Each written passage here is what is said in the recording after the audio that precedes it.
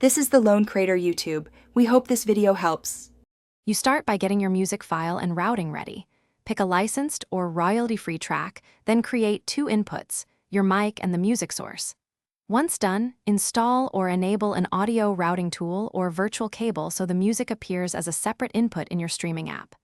Make sure to set sample rates to match E, G, 48 kHz, and disable exclusive device access. These steps let you control levels independently and avoid resampling artifacts during the live session.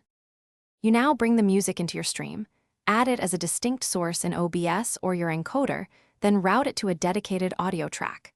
Once added, open the mixer and set levels. Start with music -18 dB and mic around -12 dB, then fine-tune. Apply EQ to reduce low-end rumble and enable sidechain ducking, so speech is prioritized automatically.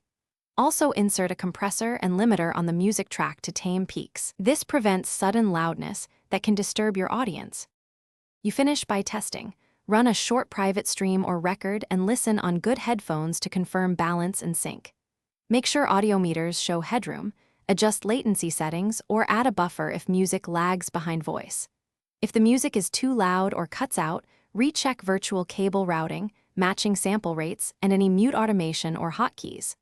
One key troubleshooting tip: if you hear clicks or dropouts, increase buffer size in the audio interface or disable exclusive mode to resolve interruptions. Thanks for watching. Consider subscribing if we helped you.